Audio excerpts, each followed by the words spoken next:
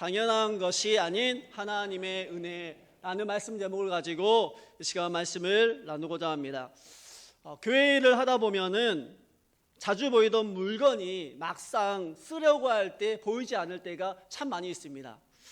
너무 익숙해서 항상 그곳에 있다고 생각하기 때문에 당연히 그곳에 있을 거라 생각하면서 찾지만 없을 때가 참 많이 있습니다. 그럴 때 너무 익숙했기 때문에 소중한지 모르다가 막상 없다 보면은 굉장히 소중함을 느낄 때가 참 많이 있습니다. 삶의 일상이 행복한 이유는 일상의 행복한 것을 소중히 여길 줄 모르고 무엇인가 특별한 것을 원할 때 일상이 행복하지 않다라고 합니다. 또 일상 신앙생활이 행복한 이유는 하나님의 은혜를 소중히 여길 줄 알고 그 은혜를 당연하게 여기지 않을 때 찾아오는 것이 신앙생활의 행복이라고 얘기를 하고 있습니다. 우리 교회는 아니지만 가끔 권사님, 집사님, 성도님 중에 이런 말을 하시는 분들이 참 많이 있어요. 권사님, 집사님, 성도님 남편과 살면 참 행복하겠어요 라고 말을 많이 하십니다. 그런 이야기를 듣고 계시던 아내 권사님들과 집사님, 성도님들 또 하시는 얘기가 있어요. 같이 살아보세요 라고 얘기를 하세요. 똑같다는 거잖아요. 우리가 인생을 살다 보면은 참 남의 떡이 되게 커 보일 때가 되게 많이 있어요. 그런데 방금 말씀을 드렸던 것처럼 같이 살아보면 다 똑같아요. 그래서 이런 말이 있다고 합니다. 꽃은 가까이 보아야 아름답고 남편은 멀리 봐야 아름답다라는 말이 있다고 합니다. 꼭 드리고 싶은 말은 지금 같이 사시는 남편과 아내가 최고입니다. 혹시라도 우리 기독교와는 맞지 않지만 다음 생애가 있다면 꼭 같이 결혼하셨으면 좋겠습니다. 하나님께서는 가장 완벽한 한 몸을 이루게 하셨습니다. 어제 우리가 그 바자회를 했거든요. 바자회 사진을 잠깐 한번 보도록 하겠습니다. 어제 바자회 중에 꽃을 파는 순서가 있거든요. 꽃 한 다발에 5,000원 네, 팔렸습니다. 꽤 많이 팔렸어요. 저는 꽃이라 그래서 잘 안 팔릴 줄 알았거든요. 너무 잘 팔려서 너무 당황했어요. 그런데 그 남편 집사님과 우리 장로님들한테 아내분한테 꽃을 이렇게 좀 사주십시오라고 말을 했더니 같이 계시던 그 아내분들이 이렇게 얘기를 하셨어요. 꽃 필요 없어요 라고 얘기를 하셨거든요. 그러면서 사주지 마세요 라고 이렇게 얘기를 하셨어요. 제가 그래서 강매를 좀 추천드렸습니다. 강매를 해서 아내분들한테 이렇게 선물을 줬거든요. 표정들이 되게 밝아지셨어요. 꽃이 싫어요 라고 하면서 돈으로 주세요 라는 이런 얼굴 표정이 했지만 꽃을 드리니까 굉장히 얼굴 표정들이 밝아지시면서 세상의 모든 것을 가진 그 얼굴을 가시는 것을 보았습니다. 그것처럼 우리가 인생을 살다 보면은 행복이라는 것이 참 별거 아닙니다. 우리가 일상생활에서 참 너무도 가까이 느끼는 그런 것들이 우리 일상생활에서 정말 행복을 줄 수 있다는 것을 기억하면서 한번 옆 사람 보면서 한번 이렇게 인사했습니다. 있을 때 잘하십시오. 우리의 삶의 모든 순간은 뒤를 돌아보면은 모든 것이 당연하지 않는 하나님의 은혜라는 것을 우리가 깨닫게 됩니다. 많은 그리스도인들이 참 이런 고백을 많이 해요. 그때는 몰랐는데 돌아보니 하나님의 은혜라는 것을 깨닫을 때가 참 많이 있다는 거예요. 지금 우리의 삶이 때로는 힘들고 어렵고 누구에게도 말하지 못한 그런 아픔들과 고통과 슬픔들이 있어요. 지금은 너무 힘들거든요. 그런데 한 10년이 지나서 지금 이 순간을 돌아보면은 그때 나 혼자 있었고 정말 힘들었던 것 같은데 그때에도 여전히 하나님께서 함께 하셨구나라는 우리의 삶을 돌아보고 하나님의 은혜를 발견하는 것을 보게 됩니다. 하나님의 은혜를 당연하게 여길 때 우리가 사라지는 것이 있는데 이런 말이 있습니다. 같이 한번 읽어보도록 하겠습니다. 시작. 은혜가 권리가 되는 순간 감사가 사라지고 은혜의 자리에 자신이 서게 되고 교만하게 됩니다. 우리가 은혜가 되는 것은 은혜를 권리로 누리지 않을 때 은혜가 되는 것입니다.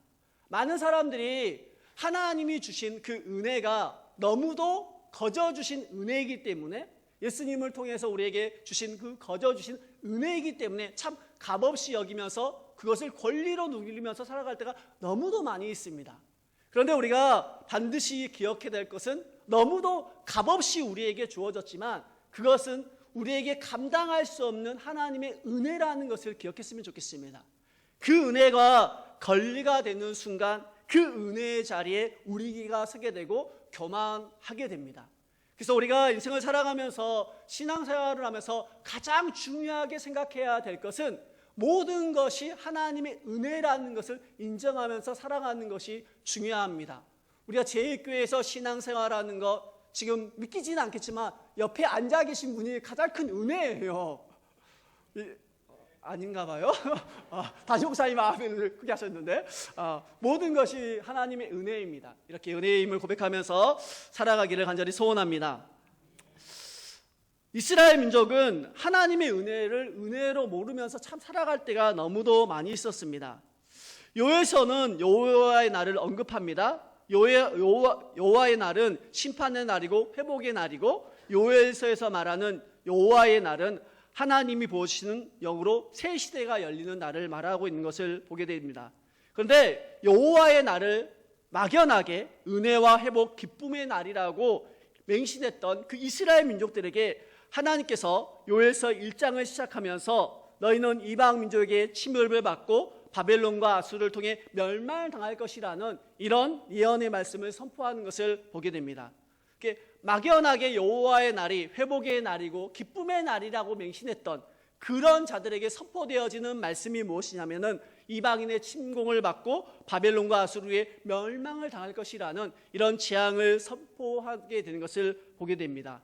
이러한 상황 가운데 자칭 하나님의 백성이라고 자부하는 사람들은 이런 상황 가운데 두 가지의 극단적인 선택을 취하는 것을 보게 됩니다.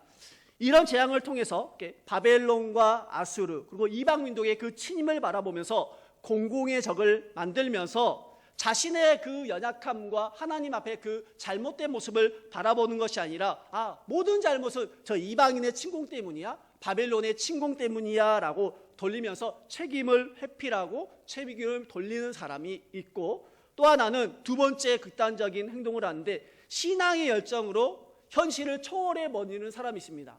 이거는 내가 신앙만 가지고 있으면 이건 해결이 돼 라고 생각하면서 덮어놓고 그냥 아멘 하면서 살아가는 사람들이 있다고 합니다. 그러나 그런 자들에게 요엘서 1장 15절에는 이렇게 하나님께서 선포하십니다. 슬프다 그날이여 여호와의 날이 가까웠나니 곧 멸망과 같이 적는 자에게로부터 이르리로다. 아멘. 슬퍼하라 여호와 날이 가까웠다라고 하나님께서 말하고 계시는 것을 보게 됩니다. 하나님이 주신 소망을 기대하기 전에 우리가 반드시 망상을 깨트리고 하나님의 앞에 자신의 모습을 직면하고 돌아오는 것이 중요한 것입니다. 우리가 하나님의 은혜를 경험하는 사람들의 대부분의 특징들이 뭐냐면 자신의 모습을 하나님 앞에서 직면할 때 하나님께서 은혜를 허락하시는 것을 보게 됩니다. 많은 사람들이 자신의 모습은 직면하지 않고 그 상황만 바라보면서 나는 왜 이럴까? 라고 살아가는 사람들이, 덮어놓고 살아가는 사람들이 너무도 많이 있습니다. 그렇대 우리가 그 여호와의 날을 바라보면서 기억해야 될 것은 우리가 하나님 앞에 돌아오기 위해서 자신의 모습을 직면하는 것이 중요합니다. 모든 재앙과 심판의 목적은 하나님 앞에 돌이키는 데 있습니다. 수요일마다 목사님께서 사사기를 강의하고 계시는데 사사기를 보면은 하나님께서 축복하시면 그 민족에게 평안한 생활이 임하고 그들이 또 죄를 범하게 됩니다. 그 죄를 지었을 때 하나님께서 대적의 앞장 가운데 재앙과 심판을 내리시고 다시 하나님께 돌아오고 다시 사사를 통해서 구원하는 것을 보게 됩니다. 분명한 것은 심판이 있지만 그 심판의 최종의 목적은 하나님의 사랑이며 많은 백성들이 그 죄된 백성들이 하나님 앞에 돌아오게 하는 것을 목적을 두고 있는 것을 보게 됩니다. 백성을 돌이키시고 회복하시는 하나님이나 심판하시고 책망하시는 하나님의 모습이나 모두 그 백성을 향한 사랑에 근거하고 있습니다. 히브리서 12장 6절 말씀은 이렇게 우리에게 말씀하고 계십니다. 함께 읽도록 하겠습니다. 주께서 그 사랑하는 자를 징계하시고 그가 받으시는 아들마다 채찍하심이라 하셨나니. 아멘. 하나님께서는 그 사랑하는 자를 징계하신다라고 얘기를 하고 있습니다. 현대인의 성경은 더 이렇게 말합니다. 주께서는 자기가 사랑하는 사람을 꾸짖고 나무라시며 그가 아들로 받아들이는 사람을 다 채찍질 하신다라고 얘기하는 것을 보게 됩니다. 우리가 인생을 살아가면서 때로는 우리에게 하나님의 징계가 있을 수 있습니다. 제가 한번 말씀을 드렸던 것 같은데, 하나님이 정말 사랑하는 사람은 잘못됐을 때 뭔가 사인이 오는 사람이에요. 내가 잘못된 인생을 가고 있는데 내 삶이 너무도 형통해요. 그러면 뭔가 생각해 봐야 됩니다. 제가 한번 말씀을 드렸는데, 제가 아는 그 신앙생활할 때 청년 중에 신앙생활을 못하면 똥이 안 나와요. 똥이 안 나오면 얼마나 힘든지 저는 모를 것 같아요. 한 번도 안 해본 적이 모르겠어요. 너무 힘들대요. 그러면서 느끼는 것이, 내가 뭔가 또 잘못하고 있구나 라고 하면서 신앙생활을 다시 회복하면은 그 응가가 나온다는 거예요. 믿을 수 없는 현실이긴 하지만 그렇게 얘기를 하셨어요. 중요한 것은 하나님이 우리를 징계하시는 것, 때로는 사랑하시는 것, 또 책망하시는 것, 이 모든 것은 하나님이 우리를 향한 사랑에 근거하고 있습니다. 때로는 우리의 삶이 지금 돌아보면 힘들 수 있습니다. 참 어려울 수 있어요. 이것이 하나님의 징계인가 라고 생각이 들 때가 있습니다. 그럴 때 우리가 반드시 생각해야 될 것은 우리의 자신의 모습을 하나님 앞에 직면하고, 하나님이 나를 정말 사랑하시는구나 라고 하시면서 하나님 앞에 가까이 갈 수 있는 우리 성도들 되셨으면 좋겠습니다. 이러한 하나님을 향한 사랑을 경험하기 위해서 12절 말씀에 하나님께서 이스라엘 백성에게 촉구하시는 것이 있습니다. 요엘서 2장 12절에 이렇게 말합니다. 함께 읽도록 하겠습니다.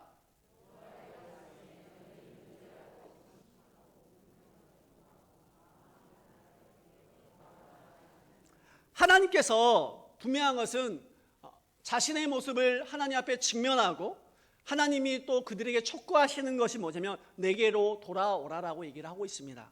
회개하라는 거죠. 죄에서 돌이켜 하나님과 대면하라는 것입니다. 돌아오라는 말은 누구에게 하는 말이냐면 떠나는 사람에게 하는 말입니다. 떠나는 사람에게. 하나님의 백성이 있어야 될 자리는 하나님 앞에 다시 돌아오고 하나님 앞에 직면하는 것입니다. 그래서 요엘서 2장 13절에는 이렇게 말합니다. 함께 읽도록 하겠습니다. 너희는 옷을 찢지 말고 마음을 찢고 너희 하나님 여호와께로 돌아올지어다. 그는 은혜로우시며 자비로우시며 노하기를 더디하시며 인재가 크시사 뜻을 돌이켜 재앙을 내리지 아니하시나니. 아멘. 하나님께서 너희 하나님께 돌아오라고 얘기를 하고 있습니다. 하나님 앞입니다. 다른 누구가 아닌 하나님 앞에 돌아오라고 말하는 것을 보게 됩니다. 사랑하는 사람은 등을 돌리는 사이가 아니고 마주보는 사이라고 합니다. 맞죠? 아멘. 예, 그 사랑하는 사람은 침대에서 등을 돌리고 사는 사이가 아니라 마주보고 자는 사이라고 얘기를 한다고 합니다. 우리가 하나님을 사랑한다면 세상에 있던 나의 시선을 거두고 하나님을 향하고 하나님 앞에 서고 마주보는 것입니다. 우리가 회복의 시작은 이렇습니다. 한번 같이 읽도록 하겠습니다. 회복의 시작은 시작. 하나님과 멀어졌던 삶으로부터 돌이키고 하나님과 마주하는 것입니다. 우리가 하나님과 무엇인가 관계가 깨어졌다라면 그것을 회복하기를 원한다면 하나님과 떨어졌던 삶으로부터 우리의 삶을 돌이키고 하나님과 마주하는 것입니다. 근데 성경을 보면 죄를 짓는 사람들의 특징을 보면 아람도 하나님의 낯을 피하는 것을 보게 됩니다. 그런데 하나님의 낯을 피했을 때 하나님께서 끊임없이 아담에게 말하는 것은 하나님이 끊임없이 아담을 찾아가시는 것을 보게 됩니다. 하나님께서는 인간이 죄를 짓지만 하나님은 연약한 인간이 하나님을 멀리하기를 원하지만 여전히 하나님께서는 등을 돌리지 아니하시고 우리와 마주하기를 원하십니다. 근데 그 마주하시는 눈길을 피하지 않고 하나님과 마주할 때 우리가 회복의 역사가 일어나는 것입니다. 이런 마주함의 역사, 회복의 역사가 일어나기 위해서 첫째 한번 같이 읽도록 하겠습니다. 같이 읽겠습니다. 시작. 마음을 다해야 합니다. 하나님께 돌아오면 하나님으로부터 얼마나 떨어졌는지 절박하게 알게 됩니다. 그래서 금식하고 애통할 정도로 나의 부족함을 느낍니다. 신앙생활에서 눈물은 나를 얼어붙게 하지 않는 것이라고 합니다. 하나님 앞에 흘리는 애통의 눈물은 우리의 신앙의 온도뿐만 아니라 하나님을 향한 나의 사랑도 얼어붙지 않게 하신다고 하고 있습니다. 나의 부족함, 나의 연약함, 황폐하고 강박했던 나의 삶을 인정하고 하나님 앞에서 애통하며 올 때 우리의 얼어붙은 마음이 치유되고 회복되어지는 것을 보게 되겠습니다. 그래서 요엘서 2장 12절에는 이렇게 얘기를 합니다. 한번 같이 읽도록 하겠습니다. 여호와의 말씀에 너희는 이제라도 금식하며 울며 애통하고 마음을 다하여 내게 돌아오라 하셨나니. 아멘. 그런데 금식하고 애통할 때 마음을 다하라고 하고 있습니다. 이 마음을 다하라는 것은 상처 입은 삶 그대로를 하나님 앞에 바치라는 것입니다. 우리가 죄를 지은 사람들의 특징이 하나님의 낯을 피하는데 왜 피하냐면은 자기의 그 상처 입은 그 연약한 죄된 모습을 하나님 앞에 비추기 싫어서 감추고 싶어서 피할 때가 참 많이 있습니다.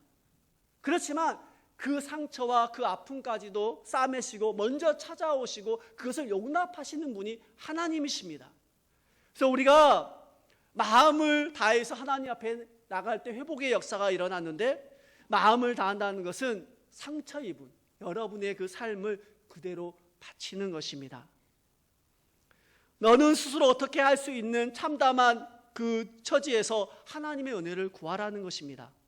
부끄러운 것을 숨기고 근사한 것만 하나님 앞에 내어드리고 보여드리는 것이 아니라 내 마음에 있는 것 그대로를 하나님 앞에 보여드리라는 것입니다.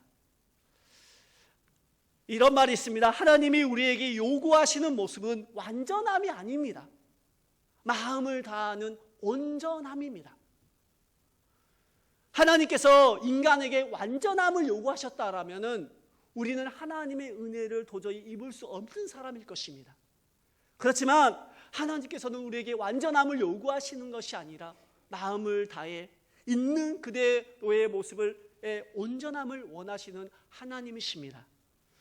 사랑하는 우리 성도들은 하나님 앞에 돌아오기 위해 있는 모습 그대로 하나님 앞에 나가시기를 간절히 소원합니다. 두 번째로는 같이 읽도록 하겠습니다. 마음을 찢어야 합니다. 요엘서 2장 13절에 이렇게 기록되어 있습니다. 같이 읽도록 하겠습니다. 너희는 옷을 찢지 말고 마음을 찢고 너희 하나님 여호와께 돌아올지어다. 그는 은혜로우시며 자비로우시며 노하기를 더디하시며 인자가 크시사 뜻을 돌이켜 재앙을 내리시 아니하시나니. 아멘. 너희 옷을 찢지 말고 하나님께서 우리에게 요구하시는 것은 마음을 찢으라고 얘기를 하시는 것을 보게 됩니다. 마음을 찢는다는 것은 마음에서 우러난 참된 회개를 가리키는 말입니다. 전통적으로 유대인들은 큰 슬픔이 자기에게 닥쳤을 때 하는 행동이 무엇이냐면 옷을 찢고 죄를 뒤집어 쓰고 하나님 앞에 나가는 것을 보게 됩니다. 그런데 그러한 외적인 행동뿐만 아니라 마음의 상태가 항상 일치하지는 않았습니다. 근데 그들이 외적으로는 옷을 찢고 죄를 둘러쓰고 하나님 앞에 나갔지만 하나님이 보시기에는 그 모습이 외적인 모습뿐 내적인 진실함이 없었다라고 이스라엘 백성들에게 끊임없이 말하는 것을 보게 됩니다. 마태복음 6장 5절에는 이렇게 기록되어 있습니다. 또 너희는 기도할 때에 외식하는 자와 같이 하지 말라. 그들은 사람에게 보이려고 회당과 큰 거리 어귀에 서서 기도하기를 좋아하느니라. 내가 진실로 너희에게 이르노니 그들은 자기 상을 이미 받았느니라. 아멘. 외식하는 그 유대인들에게 그들의 상을 이미 받았다라고 하면서 그들의 그 외식하는 모습을 하나님께서 책망하시는 것을 보게 됩니다.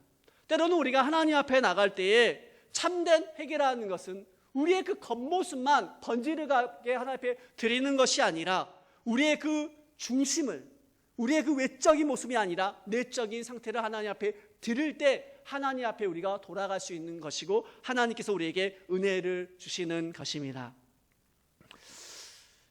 하나님에게 중요한 것을 옷을 찢는 어떤 외적인 행동이 아니라 죄에 대해서 싫어하고 슬퍼하는 마음을 찢는 내적인 회개를 원하십니다.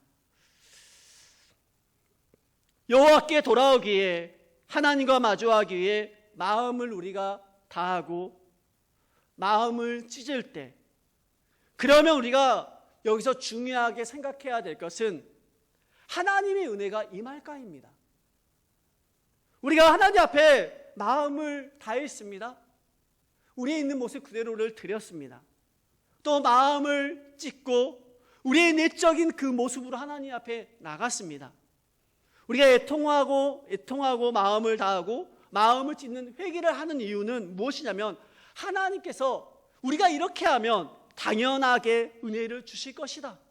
예상된 은혜, 예정된 은혜가 우리에게 임할 것이라는 것을 기대하면서 우리가 하나님 앞에 마음을 다하고 마음을 찢습니다. 그러면 우리가 생각해야 될 것은 당연하게 하나님의 은혜가 임할까입니다. 그래서 세 번째 한번 읽도록 하겠습니다. 같이 읽겠습니다. 당연한 것이 아닌 하나님의 은혜로 여겨야 합니다. 여호와께 돌아오기에 하나님과 마주하기 위해 마음을 다했습니다. 마음을 찢었습니다.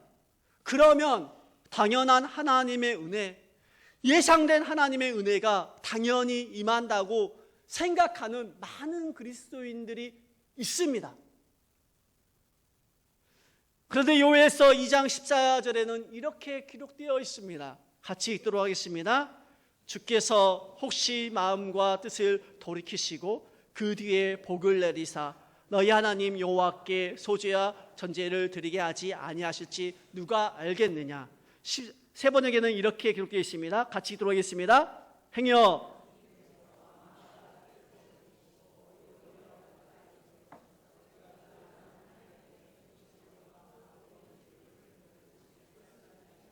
누가 아느냐. 아멘. 요엘서 2장 14절은 혹시 행여라는 단어의 뜻은 무엇이냐면은 그에 따른 결과 반응을 말할 때 쓰여 앞뒤 문장을 이어줄 때 사용하는 단어입니다. 여호와께 돌아오기에 하나님과 마주하기 위해 마음을 다했습니다. 마음을 찢었습니다. 그러면 혹시 행여라는 이 단어를 통해서 우리에게 말하고자 하는 것은 무엇이냐면은 당연하게 하나님의 은혜가 임할 수도 있고 당연하지 않게 하나님의 은혜가 임할 수 있다는 것입니다.